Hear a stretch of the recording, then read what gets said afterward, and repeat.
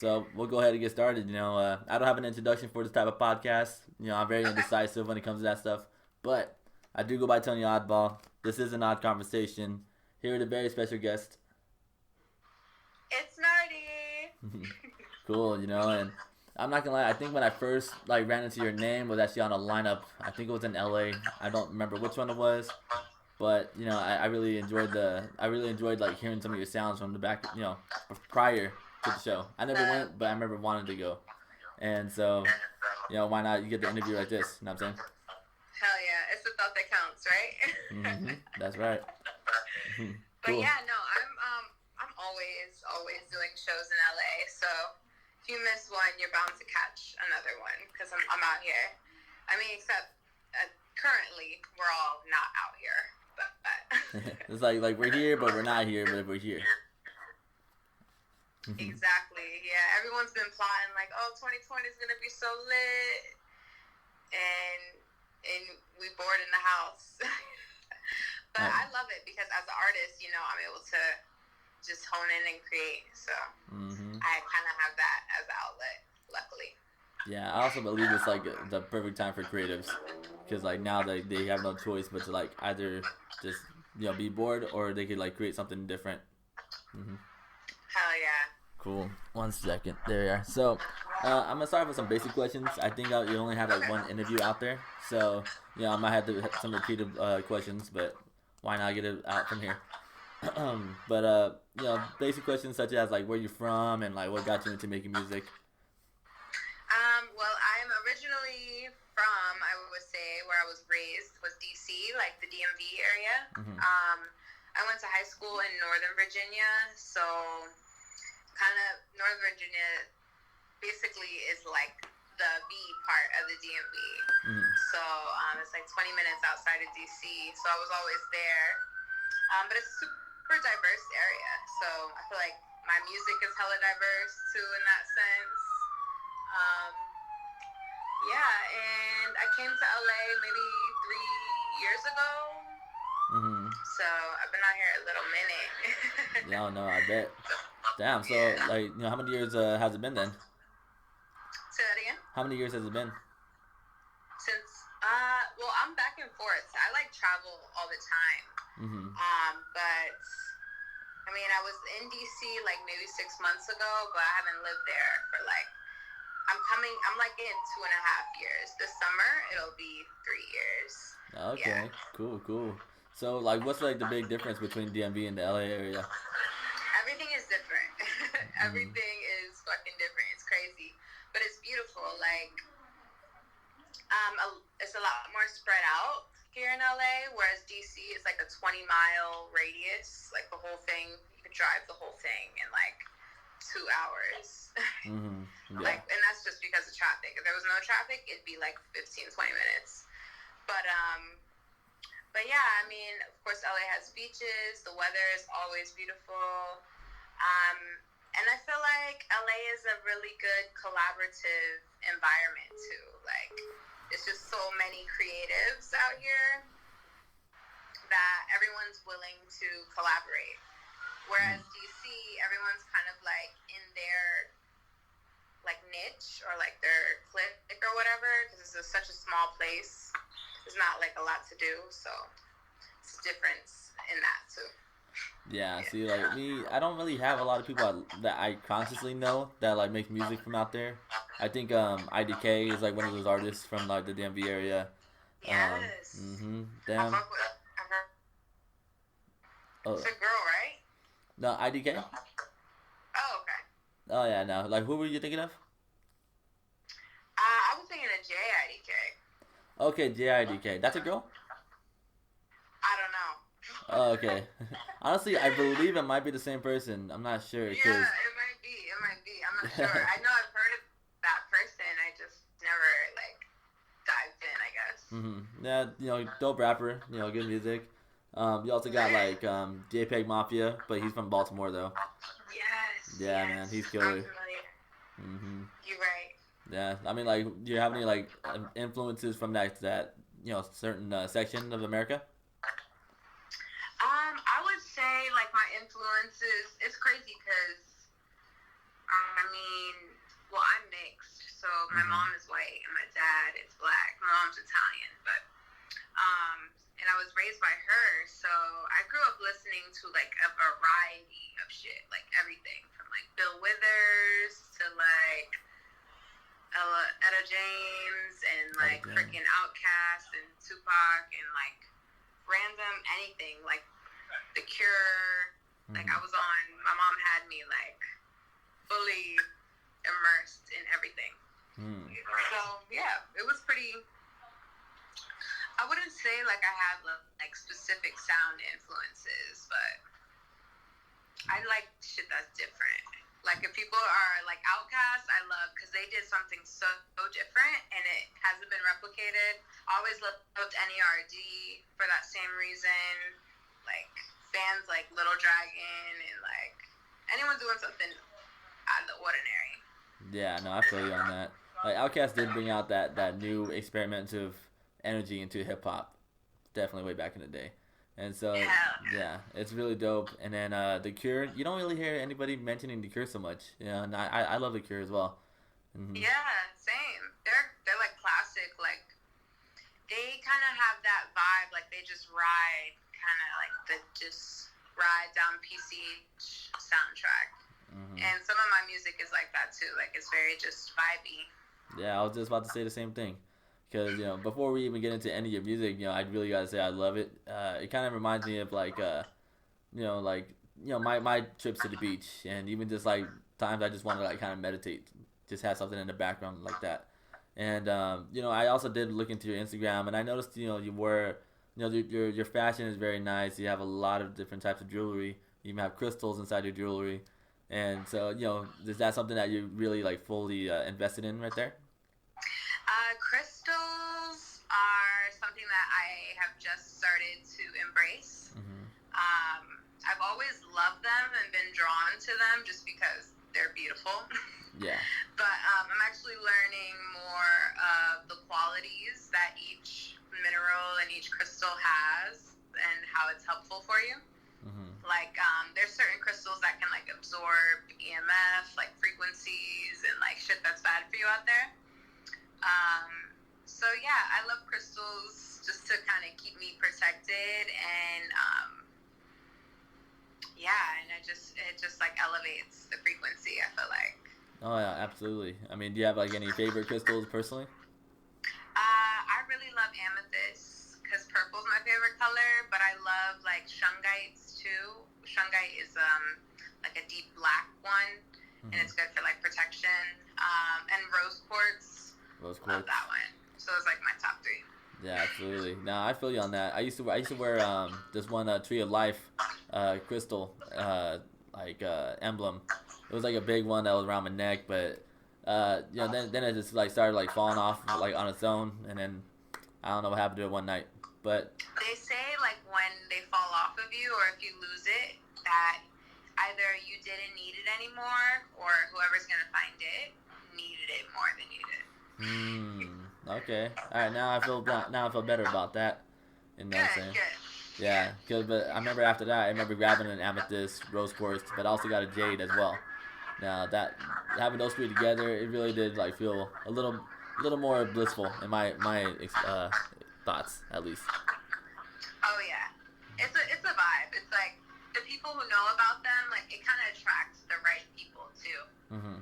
Because like it's like like-minded people will come because they'll know like what you're wearing, and they'll like compliment it, and then boom, like you met someone who's on the same wavelength as you, and it's a good way to keep like that law of attraction.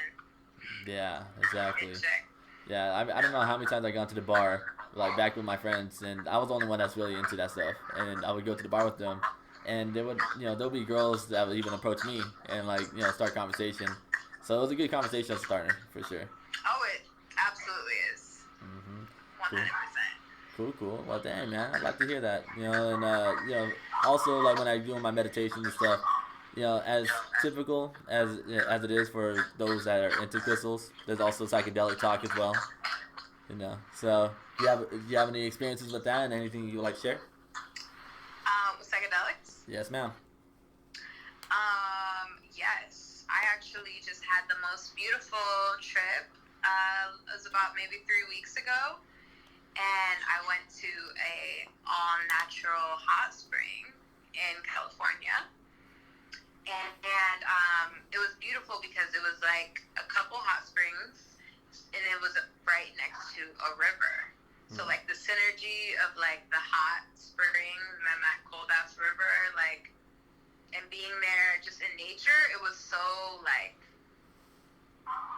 and tripping too, it was the most beautiful experience, honestly. Like, I could see the trees breathing, like the ground was breathing. Like, I personally am an advocate for psychedelics and things like that because I feel like they allow you to tap in to actually being able to see energy or feel it like on a deeper level. I've had some trips where I've actually seen like the grids of like energy. It's hard to explain, but I encourage people to do it if they don't like suffer from anxiety and things like that. Because I know people can get too anxious and like freak out. Yeah, no, I feel you on that. I never, myself personally, never really experienced something like a bad trip. There's a time where I was overthinking and it fucked me up a little bit, but that was off like acid, and this whole scenery was just really fucked. Yeah, so it wasn't for me. acid's a little more intense. Yes, absolutely. It's a lot more intense. It's like a heightened shroom experience. Yeah. Like, if you haven't already, if you ever go on another trip like that, and once we get off this fucking quarantine, you should definitely head out to like the dog beach. I just talked about this in my last interview. The dog beach and psychedelics go hand in hand. You're the happiest person alive. I'm about to check that out. I'm like a nature fanatic. Like, one of the reasons I moved to LA, because like so many, it's like hiking, skiing, beaches, beautiful, everything. So yeah, I encourage people just to go in nature without even tripping. Just go sit on the ground. No, I feel you on that, man. Yeah, I'm completely with you on that. Yeah. But yeah, after quarantine goals for sure. Yes. And how have you been surviving the whole lockdown anyway? I feel like every week has kind of been a little bit different. Like, I have a lot of free time normally anyway because I do have a job. I work at the NFL, but I only work for them like freelance. Okay. So most of my time is focused on music.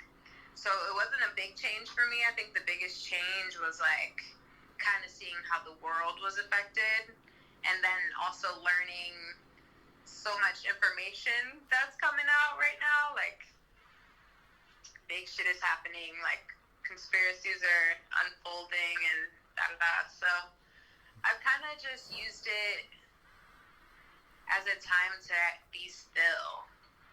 Like, making sure like I'm able to create like my ideal reality like fully. Like, even if shit shuts down, like the world shuts down, am I still able to do what I want to do? I think a lot of people are experiencing that too, like businesses that like aren't online, they're all kind of like, eek, like I can't survive, without a storefront. So yeah, it's just kind of my mind like turning and like making sure everything is good. Well, I mean, that's like kind of a benefit of this whole type of industry that we're in. As yourself making the music that you do, and then myself doing interviews, even if it has to be over the phone, things can still get done, and then you still got to go ahead and do so.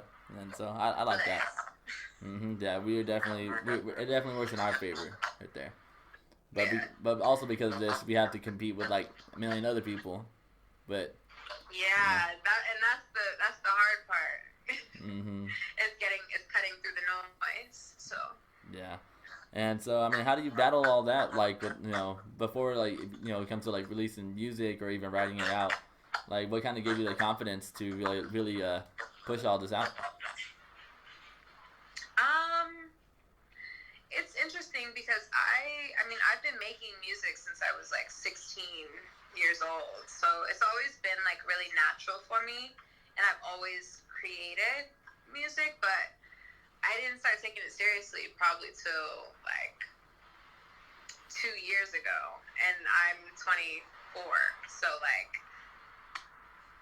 so it took me a minute to like actually take it serious, but I just felt like, I mean, why not share it with the world? Like, I had a bunch of my friends telling me, like, I would play it for them, and they would be like, why don't you put this out? And I'm like, I don't know, I guess I should, huh? And I have a lot of friends, too, like, we're actually in the music industry, so I've always kind of been, like, close to it. So I'm like, why not go ahead and just share my side of it? Yeah, definitely, and that's good. And, ever when it comes to even releasing music now, do you ever fight the battle of, like, either insecurity or, like, overthinking when it comes to, showing it off? No, like, I mean, it's never like an insecurity thing. It's always like, I battle with making it like perfect because I want my vision to come across as best as I possibly can as an independent artist. Mm-hmm. So it's like I'm more critical with like the actual art, so that might be what makes it take longer because I'm like, no, this isn't right. Like I have to relay this down or like remix this, or the artwork has to be perfect, visuals. So, but once I feel like my vision has been executed, I'm like, yes, let's get it out there. Because at the end of the day, I wouldn't create if it wasn't like something different I was bringing. So I always try to make it like, oh, I haven't seen this before or heard this before. So let's get it out there type mentality. No, I mean, I think that's actually one of the best mentalities you can have because, some people will like sit on it and wait till the only perfect moment comes, and sometimes that may never come because you never know, when to set it free. Mm-hmm. And yeah, but since being an independent artist, there's always the benefits. There's also a downfall. Are you ever opposed to even doing label work for anybody? It's so crazy because I really feel like being independent is the way to go. I wouldn't ever get rid of like my publishing or my creative freedom, but I feel like doing deals is okay. Like doing a deal with Sprite for a song. You know what I mean? Like an exclusivity deal, like just leasing a song to them. I love the idea of that because then it's like they are only making money off of what they help push. But whereas if a label owns you, they kind of own all of your likeness. Even if it's only a percentage, it's still like a percent of every single thing you do. Mm-hmm. And I could never like give up that type of control or share in myself. Mm-hmm. Yeah, no, I understand. It's always a double-edged sword when it comes to these deals. That's why you definitely got to go ahead, and that's why college actually kind of helps when it comes to music business. I took a semester, and it helped out with everything. Hell yeah, no, that's real. Mm-hmm. I also felt like I did go to college too. I feel like it helped me a lot more. Just knowing, like, know more, like, I know contract law, and I know, like, how to edit my own music and my own videos and shit like that. So, yeah, school's cool. I know, right? Shit. I guess. Well, you know what? Let's get into this whole, music of yours right here is what one of the reasons why we're here in the first place.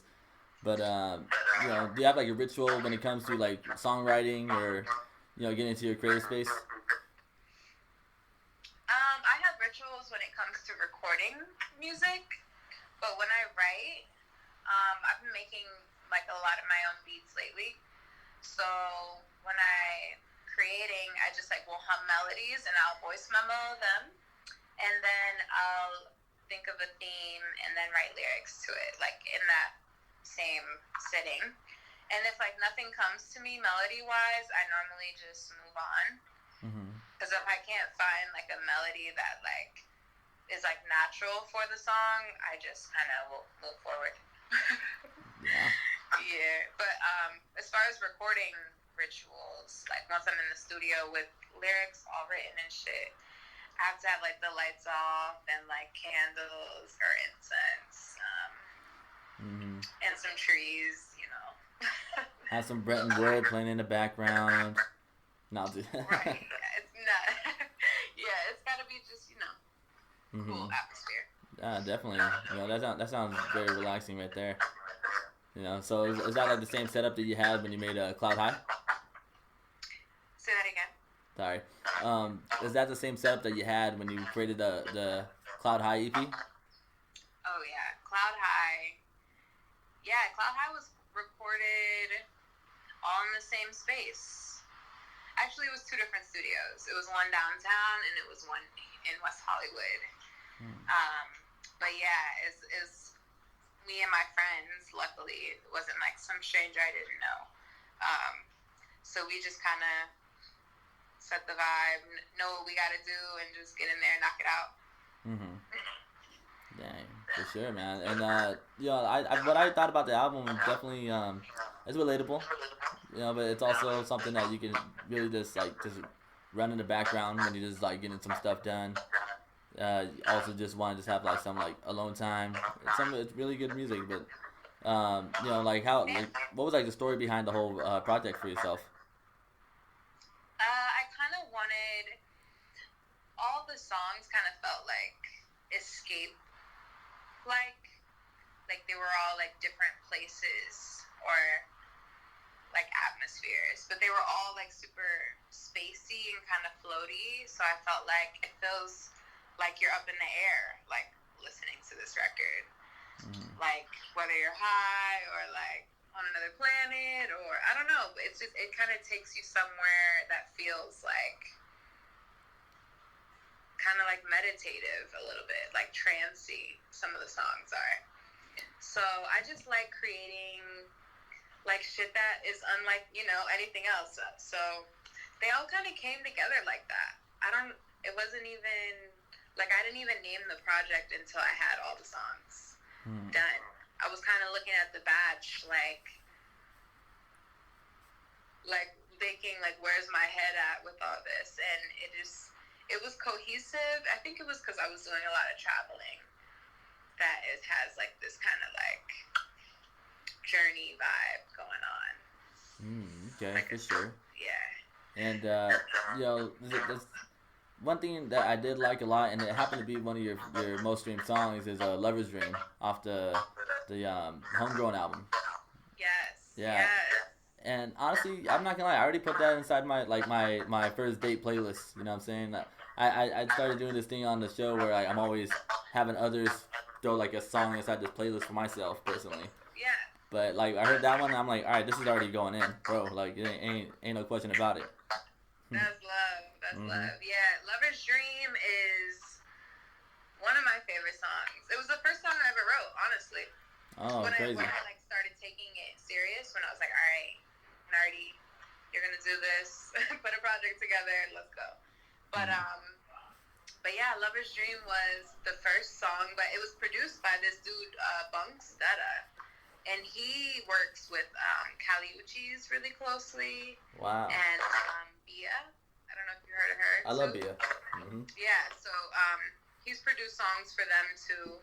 But I grew up with him actually. Like he's from DC, same town in the DMV that I am. And yeah, Kali Uchis too. Like we used to make music together.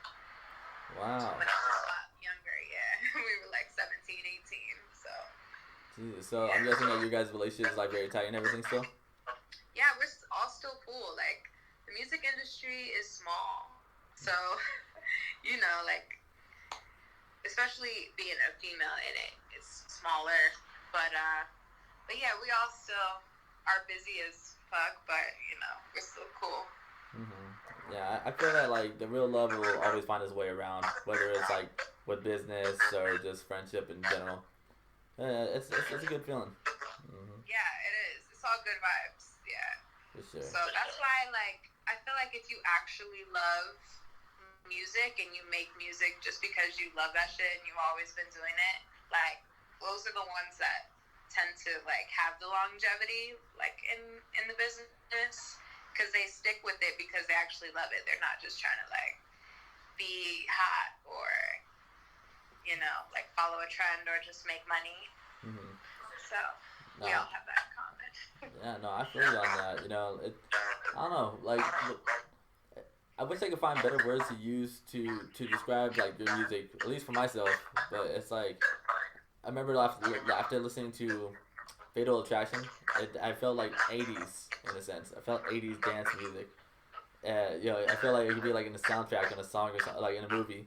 Like if you're being chased, I don't know. Like my mind's weird, and it feels I love those things. Like you're driving down a tunnel and like. Mm-hmm. Yeah. I know. I want to shoot a video for that one. Dude, but you yeah, have to. I love that song. Like, as soon as I heard it, I was like, wow. Like, we need to tap into this, like, type of, like, futuristic yet retro type of vibe. Like, 80s yet, like, 2080 too. Like, it's crazy. Yeah, no, I feel you on that. Sorry about that. All right, cool. But, yeah, man, I'm not gonna lie, like it's definitely like a theme song. That's definitely been my jam for like the past 2-3 hours. Yes, love that you love it. Yeah, keep sharing that, John. That's the latest thing that I dropped. Yeah, is that like a leading single off for like an upcoming project? It is not from a project, but it could be. Like, I'm at a point now where I'm not really holding myself to like, release a project. Like, I want to be more free to just release anything whenever I want to. Yeah, I mean that's right as an independent artist, so it works out. Exactly, yeah. So I'm excited to just tap in with that and just kind of let gems fly and see what happens with them and what shows pick them up and shit like that. No, hands down for sure. And when it comes to shows, like, do you already have like your go-to songs when it comes to performances? Like, as if you had like a 15-minute set. I would do "If I Could Fly," "Lover's Dream," and probably the third one.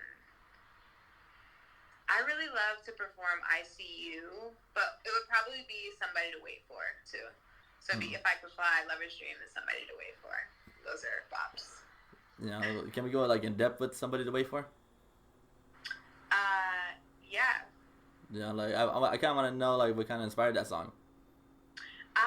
So that song was inspired by kind of like a transition period I was having. I had like broken up with an ex, and I was like, you know what, like. What the fuck happened?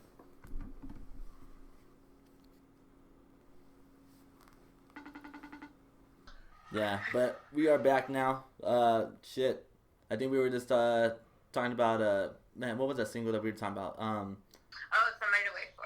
That's right. There you are. Cool. Yes. So yeah, sorry about that, viewers. Sometimes technology don't happen to follow through with us sometimes. Continue. Yeah, it's all good. It's all good. Yes. In a different. I teleported to my room. But yeah. So "Somebody to Wait For," I wrote that song like so quick, and it's interesting because like the lyrics in that song are really powerful. Like, it talks about police violence. It talks about like the people who built this country is like a line, and it's like I kind of wrote it from the perspective like they are trying to take us out in a way, or like keep us down, but like still, me personally, like, y'all not taking me out that easy. Like, I got somebody to wait for, like, I got somebody that I'm going back home to, like, y'all gotta let me live type shit. So it was kind of written from like that perspective, but it's interesting because the beat is so like doo-woppy that it's like upbeat, so it's not like a sad song. It's pretty empowering. So I don't know, it's a cool song. It's a bop. Yeah, absolutely. And For sure. like from interviews that I've listened to, and like the whole DMV area is like kind of a war zone in a sense, depending on like what kind of part you're in. And so like did you ever have to encounter any of those type of instances? Yeah. I mean,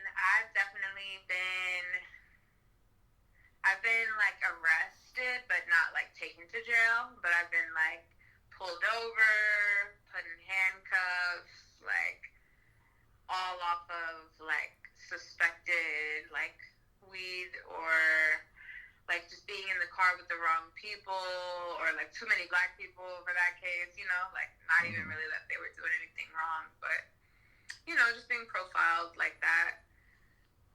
But I've never had anything like super crazy happen to me personally, but I feel like everyone in my community in DC, like, you either know somebody like in jail or have a family member Mm-hmm. in jail, and it's like, luckily, in a weird way, like, it's better, than being dead, but it's still fucked up and it's still a big problem.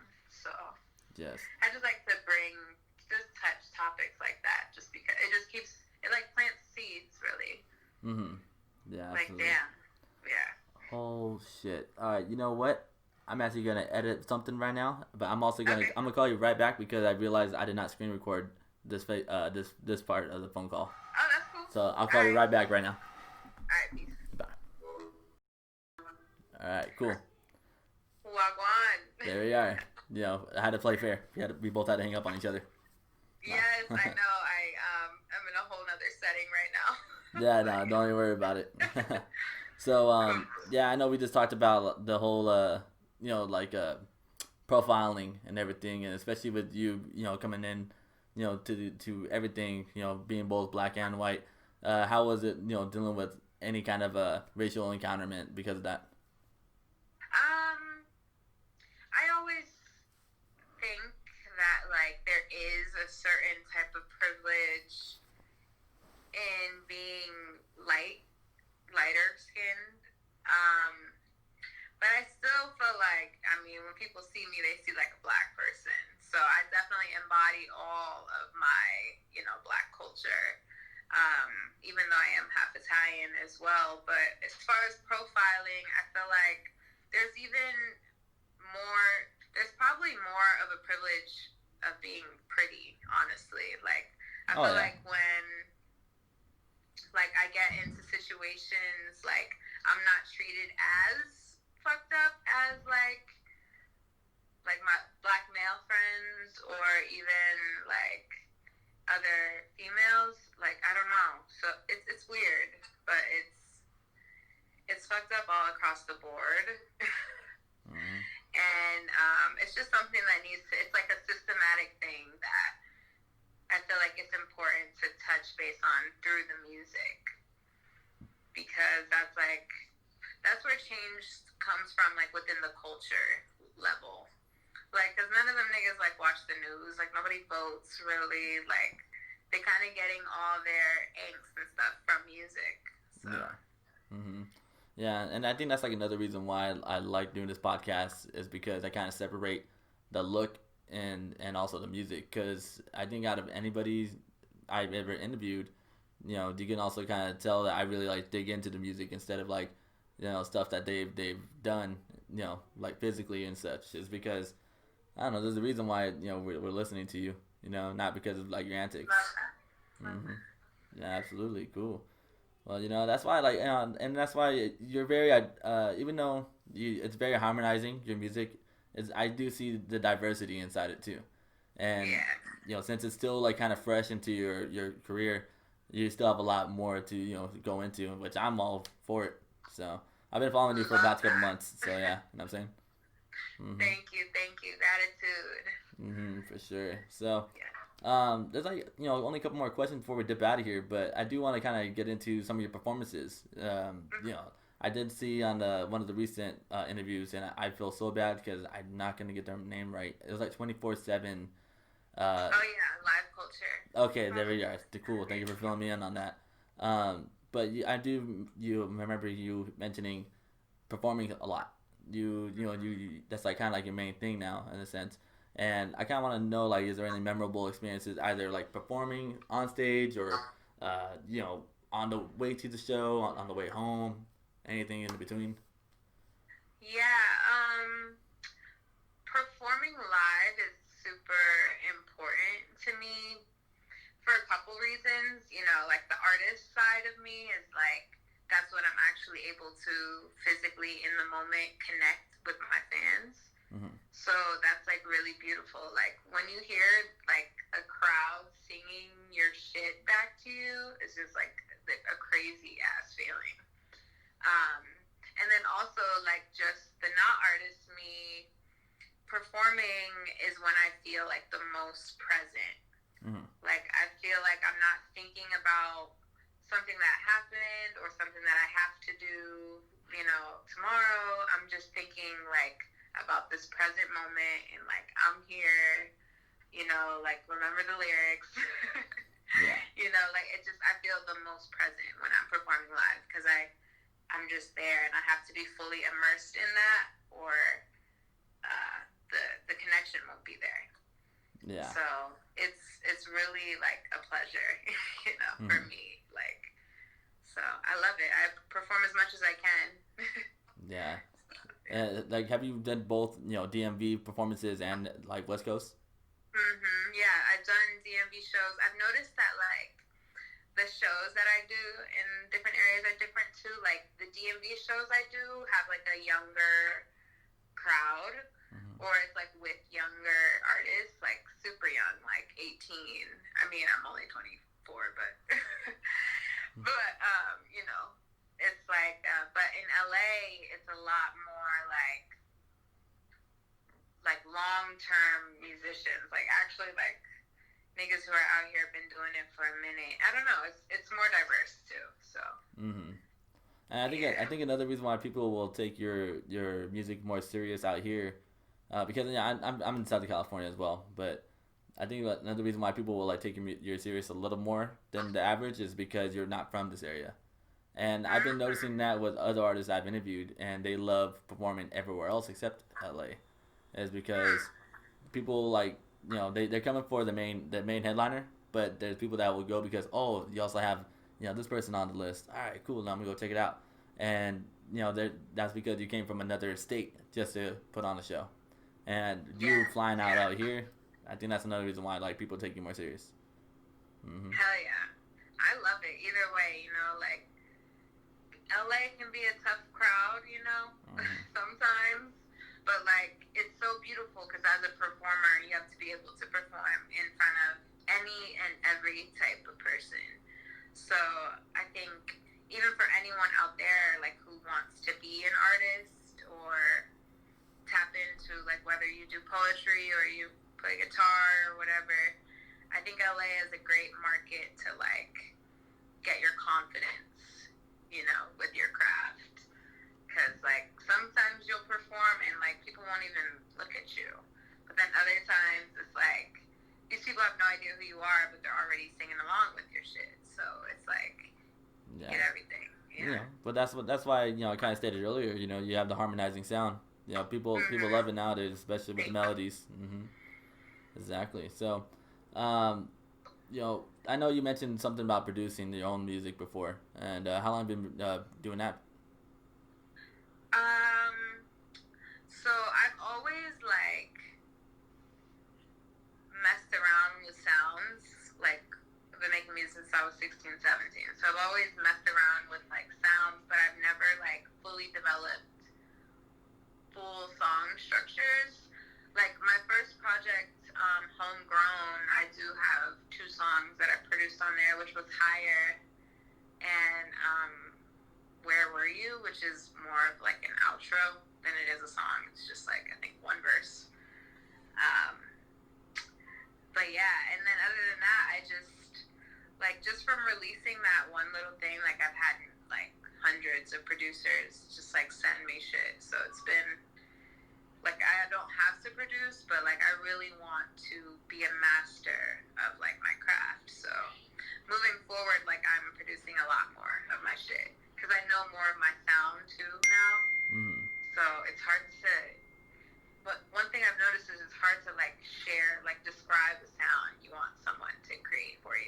Yeah, you absolutely. know. And so I feel like, let me just learn this guitar, let me learn this piano, and I'll lay it out.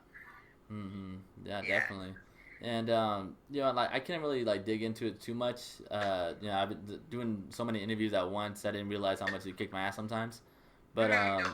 yeah. But when it comes to doing the like collaborations and such, I don't even know if you even have any. Honestly, I can't really focus too much on it. But are you like even opposed to? Is there like a certain criteria you look for when it comes to collaborating with people? So I am.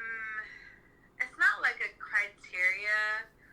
Um, I just like I'm really picky. I think with like the type of music I prefer to listen to. So Mm-hmm. like when people come at me with like, oh, get on this song, I'll like listen to it, and the truth is, if it doesn't just grab me, then I What the fuck again? Hello. Long time no see. I know, right? So what? Yeah, it's all good. No worries. So I did look back at some of the footage. What's it called? We did leave off on the collaboration tip, seeing like if there's like any requirements for you guys to get along in the studio and stuff. Yeah. So I do have a few collaborative projects I'm working on currently. I'm working with a singer out of London right now, who is a very like bluesy jazz artist, and I also have a few features, um, like whether I'm on other people's songs. Actually, I'm only on other people's songs. I haven't had anyone feature on my music. So Mm.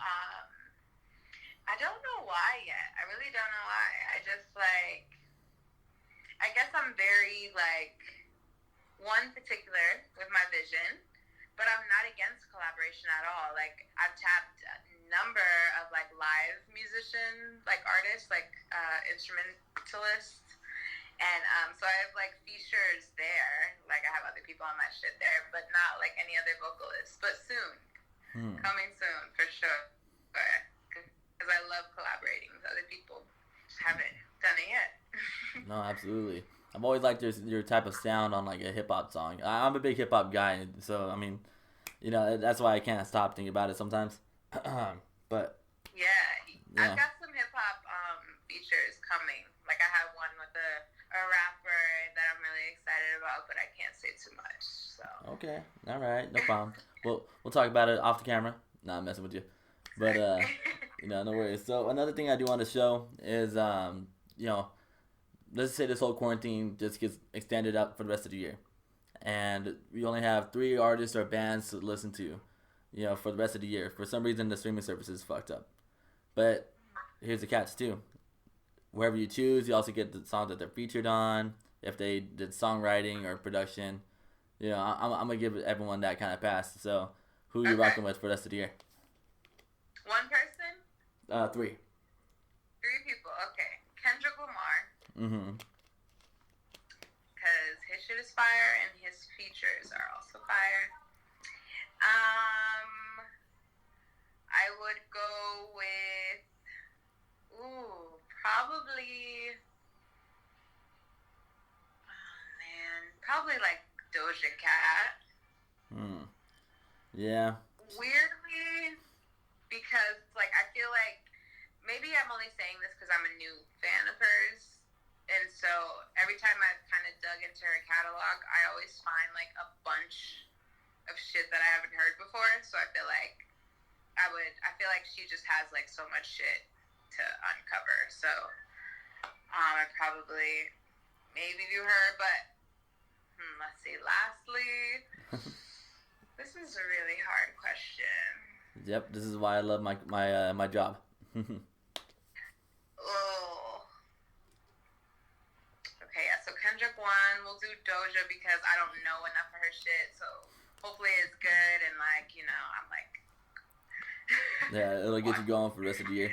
I know, like I'm entertained for the rest of the year with this Mm-hmm. artist, but okay, I would say I'm trying to think of someone with a really big catalog. I would maybe go like Little Dragon. Okay. You know what? I think the only song I heard from Little Dragon is actually a collaboration with him, well, with them, and 12 and Denzel Curry. I just can't exactly. Oh. Yeah, I can't remember the name of the song exactly, but I do remember seeing a collaboration with that. Okay. Mm-hmm. Yeah, I love Little Dragon. I'm like almost like fandom level. But yeah, their music is just really like they have such a huge catalog and it's all very like just like vibey music. Like shit kind of like mine, like you can just kind of go about your day Mm-hmm. with them playing in the background and it's just like it's just like a vibe. So yeah, I don't think I could live like without some Little Dragon tunes for sure. For sure. Have you listened to the Hicks at all? Say it again. Have you ever listened to the Hicks? I have heard, yes, I've listened to them, but they're not like someone I listen to often. Okay. Mm-hmm. Yeah, I'll check them out though for sure. I'll have to redabble. Yeah, definitely. I mean, like Cold Air is probably one of my favorite jams. I mean, like, what song would you recommend from Little Dragon? Little Dragon, I love. They have this song called High. They have this song called Twice that I really love. They just released this new like crazy kind of like upbeat song called Lovers Chanting, I think. Yeah, but they have a lot of bops. Like Pretty Girl is a good one. Yeah, they've got a lot of just like random gems. For sure. And if someone were to come up to you and ask like, oh, like they want to get interested in the music, what's like a go-to song that you would recommend? I would recommend If I Could Fly or Somebody to Wait For, I think. Mm-hmm. Like Lover's Dream is everyone's favorite, but I feel like If I Could Fly is like probably touches like the sound that I feel like is mine. Yeah, but like Lover's Dream is like a really beautiful song, but I feel like my newer shit is my more like, oh, I'm kind of getting more into my sound and like what's me. So yeah, evolving. I'm evolving constantly. So I think that's the way to do it. You know what I'm saying? Mm-hmm. Cool. Well, so I already have Lover's Dream going into my first date playlist. So I would like for you to try to throw another song inside my playlist. Whether it's your song or is this like another song that you would like throw in there as well? You said first date playlist? Mm-hmm. Okay. There's this song by Raven Lene. You know her? I love her. Yeah, she's so awesome. Yeah. Yeah, she's amazing too. I actually might switch her out for Doja for my top 3 list. Honestly, that's something I'm not mad at. I haven't listened to enough Doja, but I know Doja's fire, so that's all I know. Yeah, because Raven also is one of those artists like I'm just not like just now discovering, but I don't know her entire catalog yet. So I feel like if I did a deep dive with her too, it'd be great. But yeah, Raven Lene. I was gonna name something from her like late like midnight something EP, but Sticky is a good like first date. It's like, have you heard that? Sticky icky, sticky icky. Actually, no. Wow. Good. Yeah, so it's Raven Lene and it's called Sticky. It's a good song. I think Kay Trinata produced it. Kay Trinata is a real genius when it comes to that stuff. I totally feel that. Mm-hmm. Yeah, that's definitely like a first date. It's a good, like, fun, playful song. Okay. Yeah. Dang. So, like I know I always try to stay away from the love topic just because it's like this is very generic, honestly. But especially coming from across the country, living out here now. I mean, like how much have your love life changed since then? Well, I was fortunate enough that like my boyfriend at the time had moved out here with me. So he was like down for me. And yeah, so I was really fortunate. Like my love life really didn't change like too much. Wow, that's really awesome. Yeah. Yeah, so that's good. I mean, like that's another thing that I've always wondered when people like move out here is that, what's their game plan? Do they move in with like relatives that live out here, or they just happen to like scrounge up whatever they can, or Yeah, that's like I've another seen reason it every way. why. Yes. Well, Yeah. damn, man. Shit. Well, um, last question before I head out of here, man. I mean, I keep on calling you, man. I'm so sorry about that. It's just a force of It's habit. all good. We're all one. It's all the same, to me at least. Exactly. But so what can we be looking forward to for like anything coming up soon or anything coming up later in the year? I would definitely look out for like I said earlier, I want to basically just put out as I create. I want to just release a bunch of singles this year for 2020. So you can just be on the lookout for random gems coming your way. And, I might throw a project in there too, for sure. But I have so many like singles like ready to go. So I just want to like match them up with some visuals and fire them out. Yeah, absolutely. Oh, you know what? And I completely forgot, man. So this is what I forgot to ask with the collaboration album, not album, Yeah. collaborations discussion. Was that is there any dream collaborations that you have like in mind? Yes. I would love to collab with Sampha, Hmm. who's like, I just feel like we could make a really timeless, like, probably sad song, but beautiful. I would love to collab So with deep. Deep. There you go, not Yeah. sad. Deep. That works better. You got it. You got the vibe. But man, there's so many people. I really want to collab with like newer artists, like Brent Faiyaz. I really fuck He's with. dope. And let's see.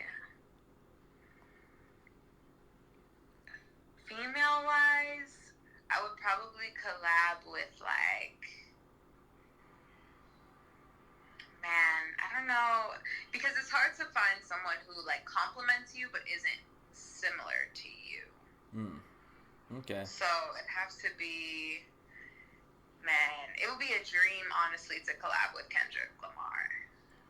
Like, I used to remix his songs, so that would be like a fucking dream come true. Because lyrically, like, he's impeccable. Yeah, absolutely. I remember that was actually the very first concert I've ever been to. Was Kendrick. Oh, really? Yeah, it was Kendrick and Kanye. My cousin wanted to see Kanye. Oh, that is the way to do it. I would Bro. have cried. Did you cry? I got choked up, but I was like the only person in my section that knew almost every song that I was playing, so that Kendrick Yeah. made. Just because everyone was there for Kanye mainly, but my cousin wanted to go, and I'm like, dude, like I love Kendrick, let's do it. Like I'm a big fan. Yeah. And That's beautiful. Mhm. That is. Definitely. I mean, we did kind of risk it. We did scalp tickets from like some dude that like this is some sketchy ass dude, and he had another dude that walked up with tickets, and I'm like, oh man, they're probably gonna rob us, or we're gonna get arrested for fake tickets or something. But y'all was good, though. Yeah, man. That's beautiful. Yeah, we got a steal, we got a good view, and we got a good concert overall. Yeah, I love Kanye's concerts. I cried at a Kanye show, so he does his thing. I cried at watching Kid Cudi's set last year at Hard Summer, but I was on drugs too, so I mean, not really a big thing. Yeah, I love Cudi too. He's lit. Yeah, absolutely. Well, I definitely thank you for your time. Yeah, I'm honored, honestly. Of course. You are a hard woman to get a hold of, but I understand. Yeah, I try to reach out, to the people when I can, because like, as an artist, we ain't shit, without the people who support us. So I try to keep my ears to the streets and do all the interviews. Yeah, I mean, I could definitely link you to whoever is able to get the job done. Perfect. Yeah. It's been a pleasure. Oh, more than happy to do this, and we'll catch an in-person one eventually when this whole thing gets lifted. So. I know, right? Stay safe though. In the meantime. Oh, for sure, definitely. Likewise, and then just like an intro, I don't have an outro either, but I go by Tony Awdball. This is an odd conversation with a very special guest. It's Narde.